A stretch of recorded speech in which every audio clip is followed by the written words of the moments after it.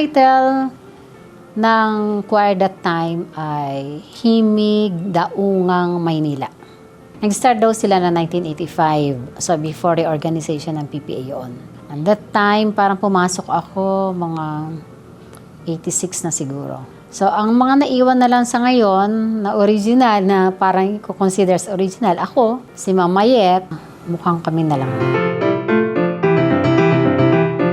Actually, doon pa ako sa PDO Manila. Yung unang pasok ko doon kasi that was November 16, 1988. Napapaghalata eh. No? May mga naririnig akong nagpa-practice. Ay ko, ano kaya yun? Siyempre yung adrenaline mo pag yung gusto mong parang gusto mong itry yun. Sina Nilda and even yung husband ko, doon ko rin nakita sa choir. So, yun na yun.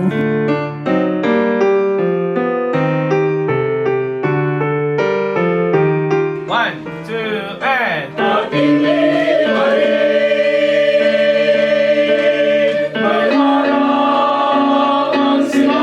During that time, mahilig kasi talaga na akong kumanta. So, naririnig ko yung, di ba meron tayong mga Holy Mass every Wednesday and Friday. So, that time, parang sabi ko, parang magsimba nga ako. Gusto kong makijoin, ganyan. Although, hindi ako kasama doon sa grupo, pero nakikijoin ako. Parang feeling ko, parinig ko nga na may boss. Parang ganyan, something like that. Pero ako talagang totally, sumali na ako sa practice. And then, nung audition talaga, nung marami na, nag-join na rin ako sa pag-audition. Kahit nag-join na sa mga practice. Kasi ang daming sumali, iba't iba, North, South, and then head office. Pag merong mga invitation, karamihan kasi noon, ini-invite ang choir. Lalo na ng DOTR. Kailangan lagi tayong mag-practice at mag-ipon ng mga songs. Kasi from time to time, ini-invite tayo hindi lang DOTR, kundi pati na rin sa labas. Naging mapala din kami maging part ng mga finalists. So, hindi lang nga pinalad ng manalo. Pero that's okay. Sa dami ba naman ng mga kasama, nakakatuwa. Iba yung feeling na nasama ka sa ganun. Tapos may mga katulad nun, meron din kami mga concert din. So, medyo nakakapagod. Pero nakakatuwa. Yung fulfillment mo na naging part ka ng ng choir, something nakakatawa. Memorable sa akin, nung kumanta kami sa Manila Hotel during APA, ASEAN Ports Association. Kinabukasan na yung kanta namin sa Manila Hotel. Nawalan talaga ako ng boses. Pero wag ka. Talagang sabi nga nila, uy, kasi pinapanood namin yung video. Sabi nila, parang akala mo talagang kumakanta ka, lip-sync ka lang naman. Talagang nag-lip-sync ako dahil nawalan ako ng boses. Yun yung kinanta namin yung Anak, tsaka Bahay Kubo.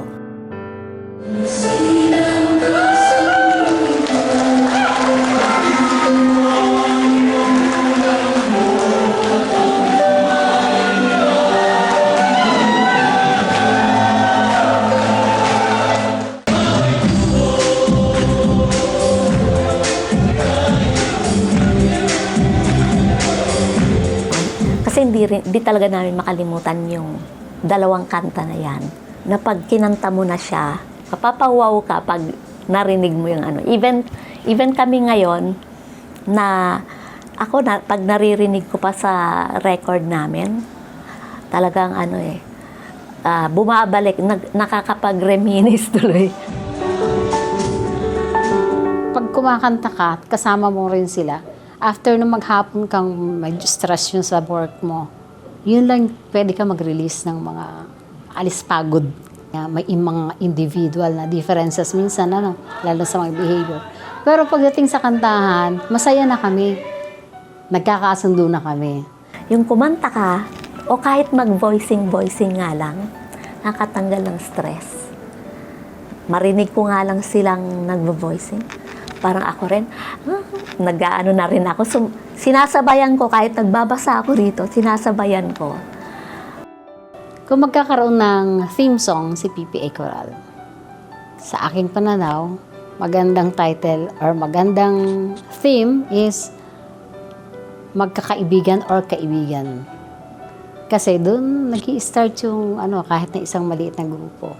Kahit na anong level ng age mo, kahit na kailan ka ipinanganak, pagdating doon sa kantahan, nagkakaisa kayo. So doon nabubuo yung pagiging magkakaibigan. Nagkakaintindihan kayo. Yun na, doon ang start ng lahat. Sa mga gustong maging part ng PPA Coralina, hopefully na sana, alam ko naman na meron kayong mga talent. Hindi lang pagkanta, siguro naman kahit pagsayaw meron kayo. So, mas maganda na kayong kabataan, matuon din kayo dito, hindi lang yung basta lang mag-work.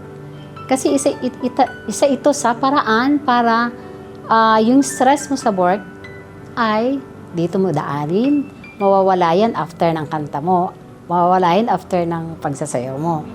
Sana ay maging part kayo ng PPA Coral.